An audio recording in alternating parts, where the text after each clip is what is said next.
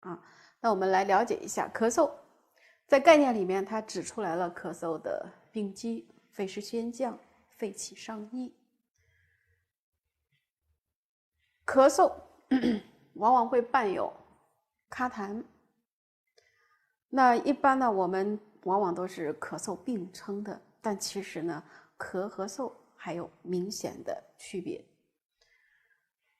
通常来讲，有声无痰啊，光有声音没有痰，有声无痰呢叫咳；有痰无声，光吐东西没有那个咳的声音啊，有痰无声呢叫嗽。这是说从严格意义上来讲，咳和嗽有区别，但我们平常呢其实都是咳嗽并称的。好，这个概念没有什么需要特殊交代的。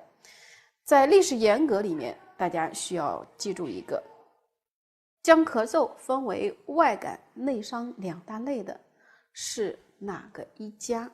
好，这是一个需要大家掌握的考点。将咳嗽明显分别为区别为外感和内伤两大类的是明代的张景岳。好，最后让你选择的话，就是选择哪个一家。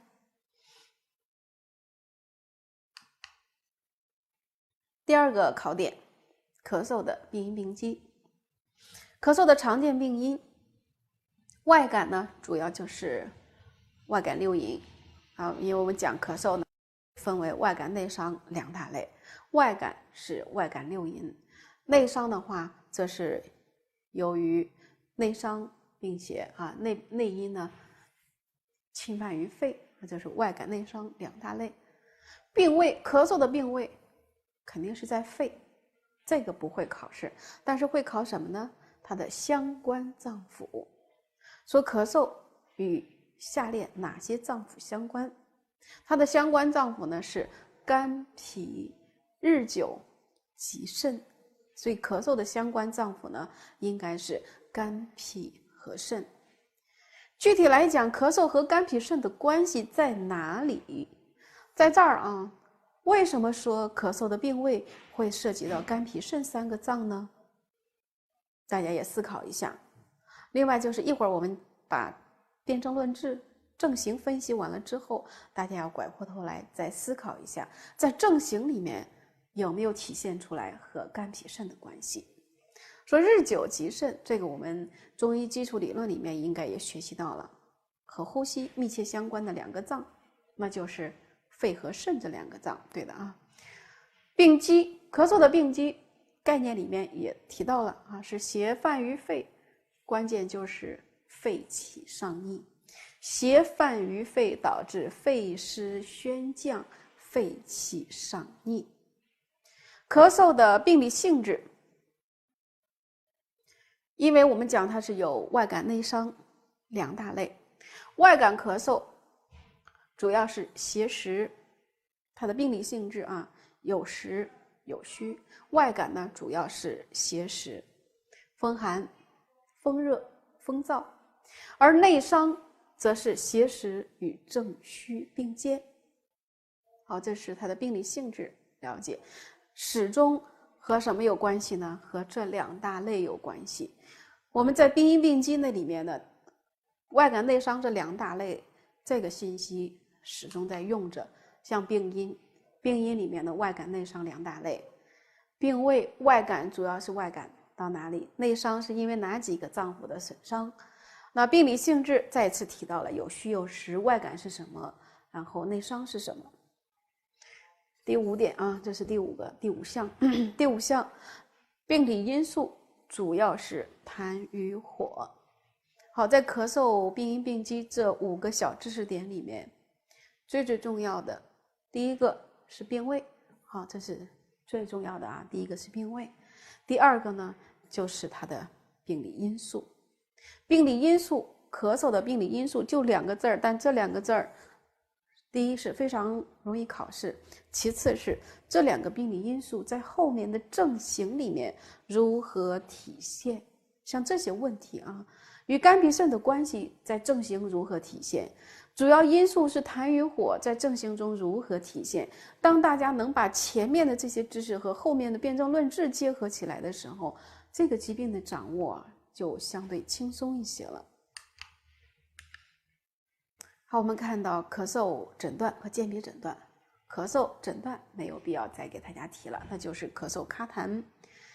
鉴别的话，咳嗽与喘的鉴别，这两个疾病都是肺气上逆都会见到有咳有喘咳嗽和喘症这两个疾病的共同病位都在肺，共同的病机呢都是有一个肺气上逆，共同的症状呢都有咳和喘，但是不一样的地方在于，咳嗽主要是咳和痰，而喘呢则是呼吸困难，不能平卧，它以呼吸困难为主。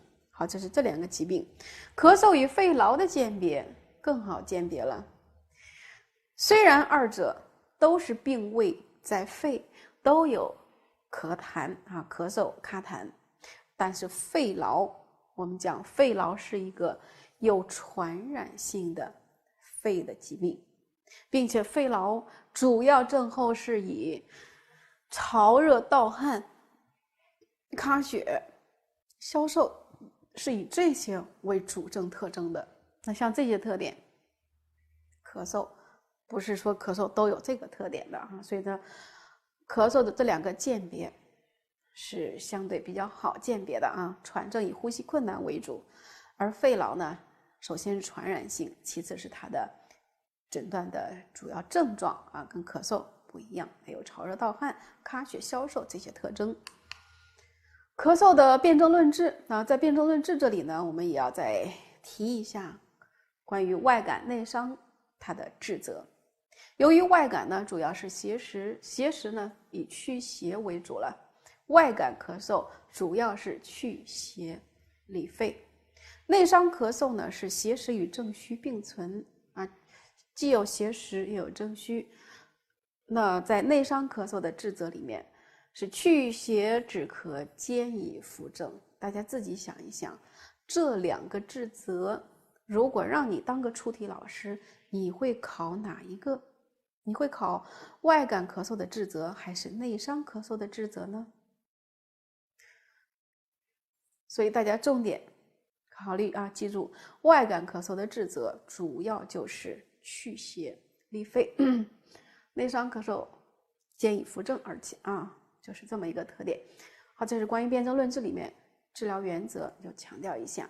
再一次告诉同学们，我们的这几个知识点，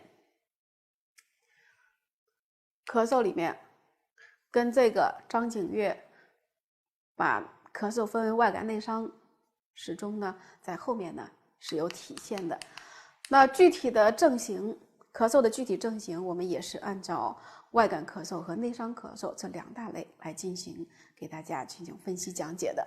首先一个外感咳嗽，风寒袭肺风寒咳嗽，我们讲它是个咳嗽病，所以这样的病例如果出到咳嗽的病例的时候，一定是此患者怎么了？某患者咳嗽，第一个症状先说的是咳嗽。感冒要先说什么呢？患者恶寒发热，鼻塞流涕，后面也会有咳嗽但是呢，感冒要先说胃表症状。那么咳嗽就是首先说咳嗽，咳嗽怎么了？声重，声音比较出众，声重是实症的特点。气急咽痒，咳痰呢，痰稀薄色白。咳嗽的关键症状就是两个，咳嗽加咳痰。因此我们在辨证咳嗽的时候，咳它是一个声音，痰呢是一个排出物。关于咳嗽的辨证，我们需要着重考虑的一个是咳的声音，一个是痰的色质。这是咳嗽最关键的两个诊断要点，就是咳嗽和咳痰我一直在强调，就是同学们要学会抓重点，分主次。那么咳嗽，现在我提到了啊，那么咳嗽，大家脑海中就要记住两个主线：咳声、痰、涩滞。好，风寒咳嗽，咳嗽声重，然后呢，痰是稀薄色白。看他讲什么，常伴有，这个是伴有鼻塞流涕，而不是一定有。感冒是先有的恶寒发热、鼻塞流涕，感冒是可能会伴有咳嗽，而咳嗽这里呢是常伴鼻塞流什么涕啊？清涕、肢体酸楚物，或见恶寒发热、无汗这样的特点。后面呢，这都是可能的症状啊，有可能这样，有可能那样。但也有可能没有的啊，一定会有的是什么呢？咳嗽声重，痰稀薄色白，舌苔薄白，脉浮或浮紧。似乎想起来了，我刚才强调过，我们讲的内科学的实寒症大都是个什么脉呢？紧脉啊，实寒症。那么这个表实寒症呢，是个脉浮紧。咳嗽，风寒咳嗽，疏风散寒。疏风散寒针对的是它的病因，病症是个咳嗽，咳嗽怎么办呢？宣肺止咳，咳嗽的治则最后是落在了止咳上。好，这是它的治则。方剂三奥汤和上止嗽散。三奥汤是由麻黄汤加减化裁而来的，麻黄汤是用于风寒表症的一个方剂，那这样的话，用于风寒袭肺的咳嗽啊，用到的是三奥汤和上止嗽散。好，这是这个方剂。第二个，风热犯肺，咳嗽剧烈，风热犯肺啊。首先是咳嗽剧烈，声音特点呢是气虚粗大，风寒呢是咳嗽声重，风热呢是咳嗽气粗，或者是声音嘶哑。那么风热侵袭到呼吸道，还会出现咽干、疼痛、咳痰，是黄稠痰。好，这是咳痰这两个关键特点。咳的特点，气粗、声音嘶哑；痰呢是痰粘稠或者是黄。常伴的症状，或见的症状啊，伴的是鼻塞流涕，流的是黄浊鼻涕。或见的什么呢？是风热表症的症状啊，恶寒发热、风热表症的特征。舌苔薄黄，脉象浮硕或者是浮滑，这是风热咳嗽。关键看什么呢？咳的特点和痰的特点，伴的症状或者是兼见的症状啊，都是风热表症。好，它的治则呢，依然是对因疏风清热，对症呢宣肺止咳。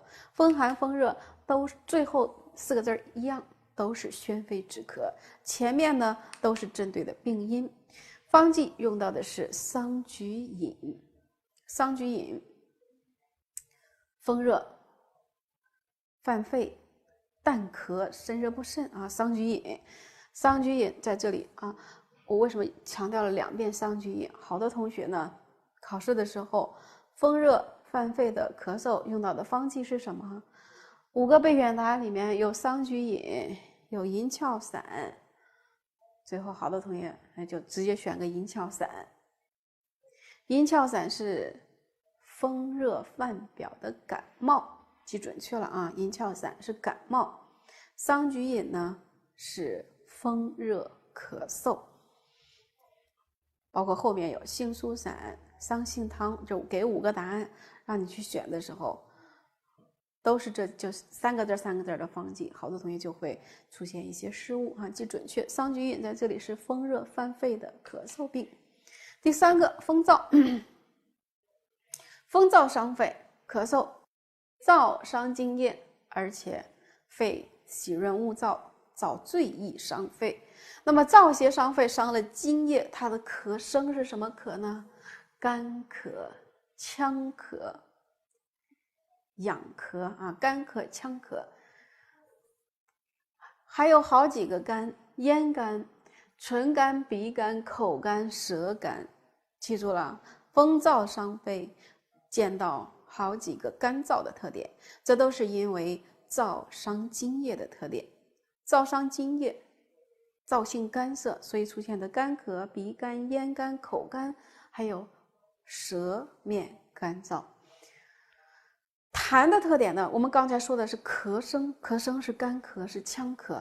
痰的特点，由于燥伤了津液，所以它咳呢是无痰，没有痰，伤了津液没有痰，干咳无痰，或者是痰少而黏，不易咳出，再或者呢是痰中带血。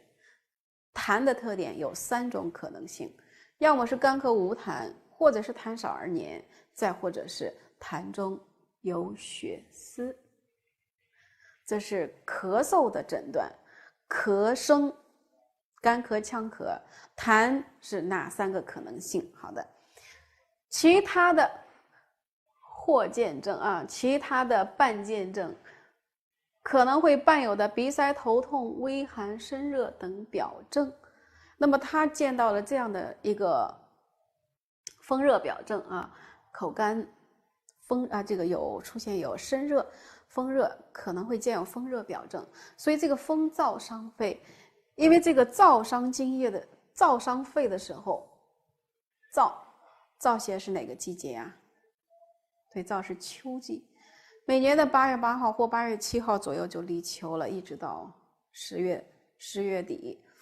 那整个秋天，初秋和深秋都是有燥，但是呢，他所感受的燥又分了有凉和温的不同。这里提到的燥伤了津液有身热的特点，脉浮数或者有小数，这说明呢它是一个外感了温燥。温燥的时候，疏风清肺，润燥止咳。疏风清肺，清的是什么呢？清的是肺热了，对不对啊？疏风清肺，这是用到了温燥的桑杏汤。那如果是一个凉燥呢？燥邪与风寒相合了，燥与风寒相合也是一个干咳，燥伤津液也是个干咳，但是它会兼有头痛无汗、舌苔薄白。如果它出现这个咳痰的时候，可能会见到有清稀痰、白稀痰，类似于小青龙汤治症的那个痰清稀啊，痰液清稀，但是它的量呢是少的啊。这个呢就应该用到的是外感温燥的方剂，外感凉燥的方剂杏苏散。好，这里啊是杏苏散，在这个加减里面，大家记住了啊，风燥伤肺，方剂桑杏汤或者是杏苏散。根据什么来用不同的方剂呢？看它干咳的同时是兼了风热表证，还是兼了风寒表证。好，这是风燥伤肺。外感咳嗽呢就是3个，风寒、风热和风燥。接下来呢是内伤咳嗽。内伤咳嗽，第一个痰湿吮肺。痰湿吮肺的咳声声音特点，咳嗽反复，咳声重浊，痰量多，咳声重浊。什么样的痰呢？黏痰或白或有灰色，这是我们说了，咳嗽要关键看咳声和痰的色质。另外呢，痰湿咳嗽在这里还有几个很特殊的字眼，因痰而嗽，痰出咳平。因为有痰，所以它咳嗽。痰咳出来之后呢，会舒服一些，咳嗽就会消停一阵儿。这是一个比较特殊的字眼的描述。再一个就是它在什么时候加重。好，这也是痰湿咳嗽的一个特征性的症状。每于清晨进食后咳嗽加重，或者是进食甘甜油腻的食物之后加重。甘甜油腻的食物，甘甜油腻容易生什么呢？对，这种饮食容易内生痰湿，它本身就是个痰湿吮肺，所以进食这些容易生痰生湿的食物呢，咳嗽就会加重。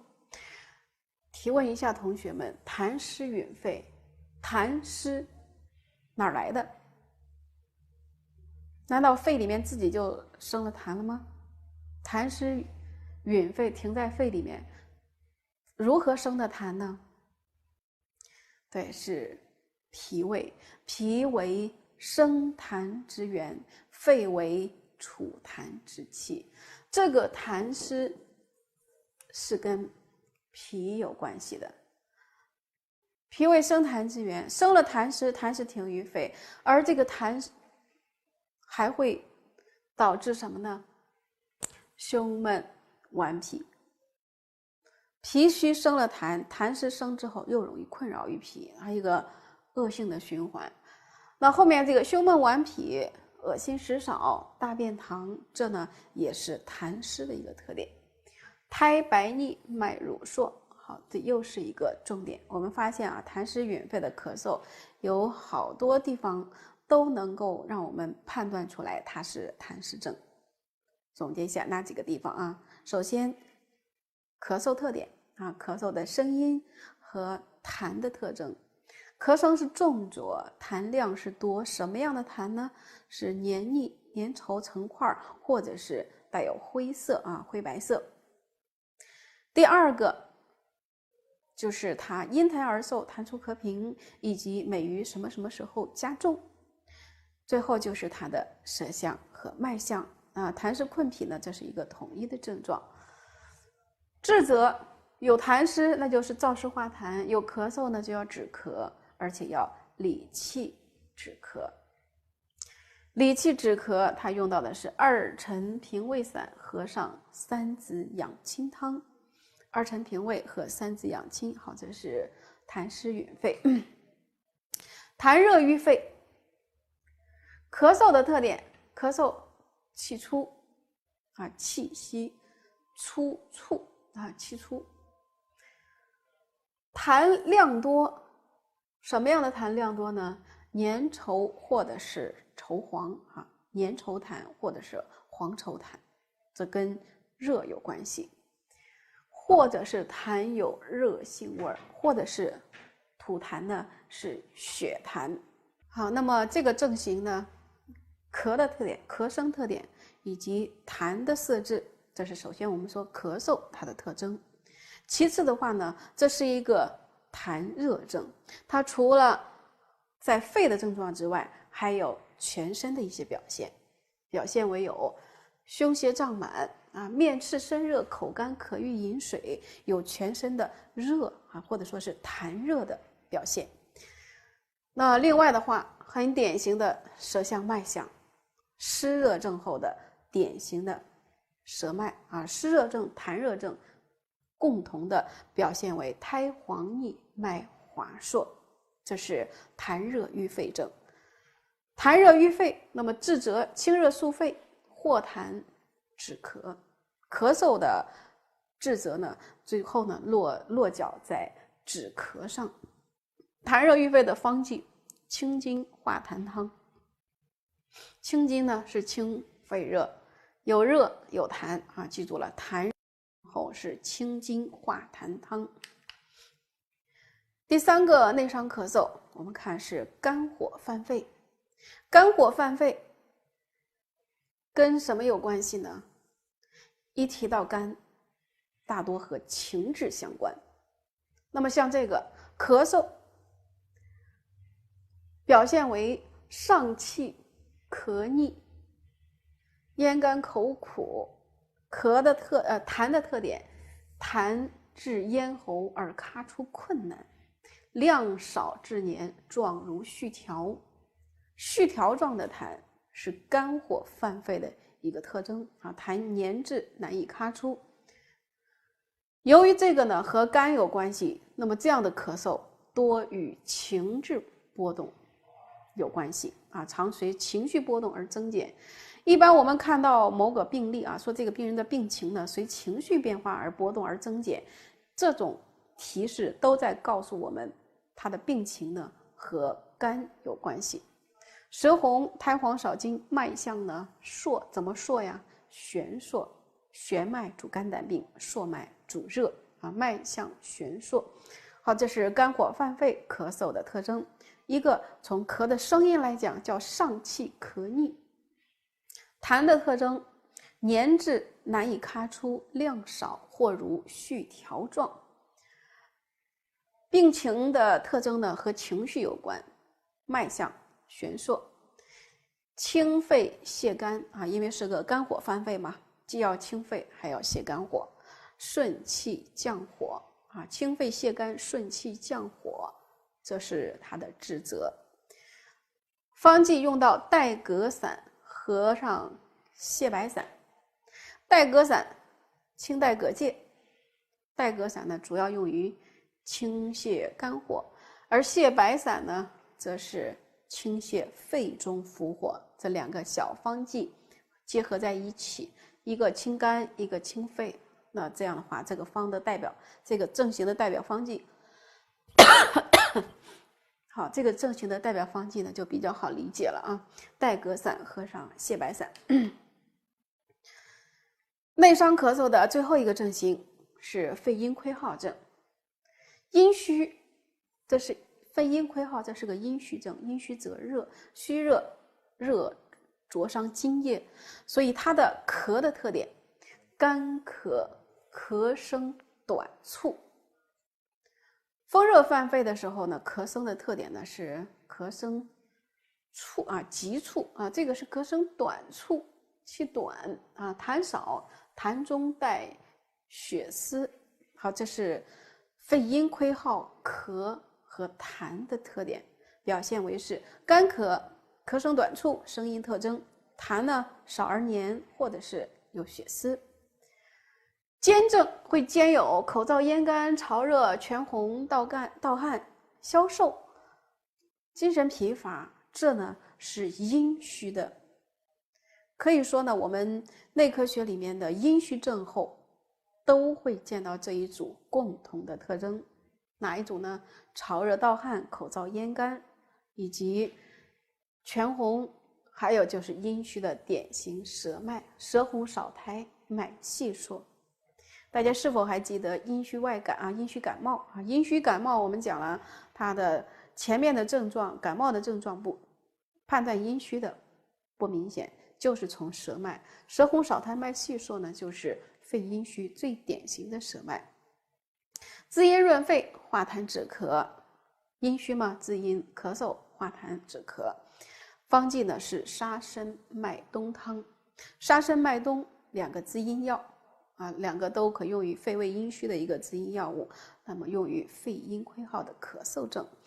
在这咳嗽的这几个症型里面，关于治法，肝火犯肺的治法，记住这里有一个比较特殊的，除了清肝泻肺之外，是顺气降火。其他的几个症型最后呢都落脚在了止咳啊，就只有肝火犯肺那一个没有说止咳的特点。好，关于咳嗽，我们来看一下咳嗽的总结。对大家的要求依然是，同学们看着这个疾病的小节，能把这个疾病当中最关键的特征呢复述出来。风寒、风热、风燥，这三个呢是外感咳嗽啊。痰湿、痰热、肝火、肺阴亏耗，这四个呢是内伤咳嗽。在内伤咳嗽里面，痰湿、痰热这两个咳嗽有一个共同的病因是痰。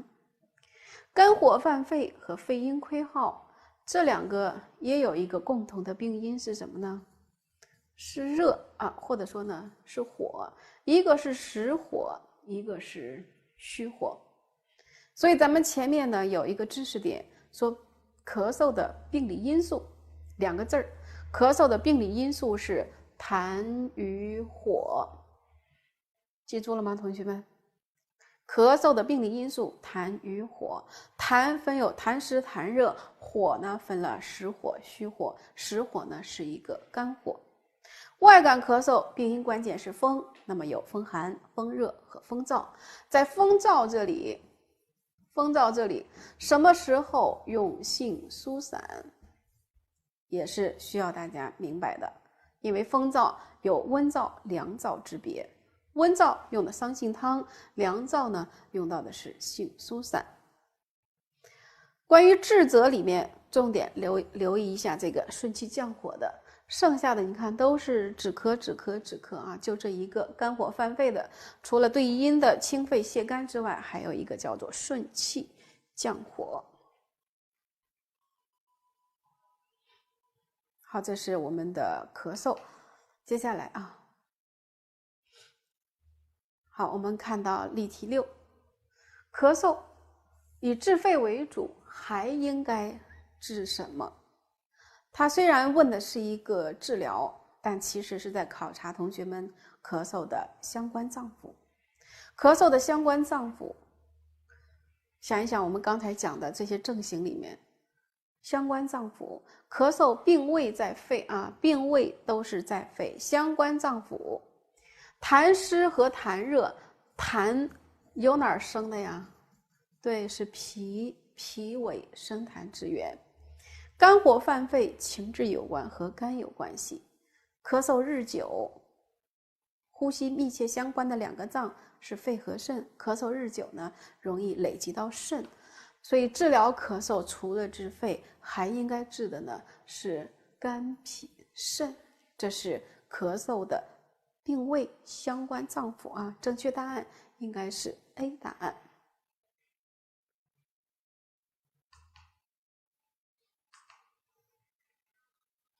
请看第11题，患者咳嗽气出，痰量多，痰粘稠而黄，在这几个症型里面，咳嗽的这几个症型里面，表现为咳嗽咔痰量多的，咔痰量多啊，痰多的是哪2个症型呢？对，痰多的就是痰湿痰热这2个症型。本身肺就容易咔痰，现在呢又是痰停在肺了，肺这个储痰之气里面因为有痰而出了咳嗽，所以这2个症候都是咔痰量多。咔痰量多，而且是粘稠痰、黄稠痰，那么这就是一个痰热症候了。痰热症候用到的方剂是清津化痰汤。剩下的你看，面赤身热也说明是个热，舌红苔是黄腻，脉象滑硕，就光这2个特征，大家就应该根据舌脉就能判断出来它的症候是一个痰热症。然后痰热症用的是清津化痰汤。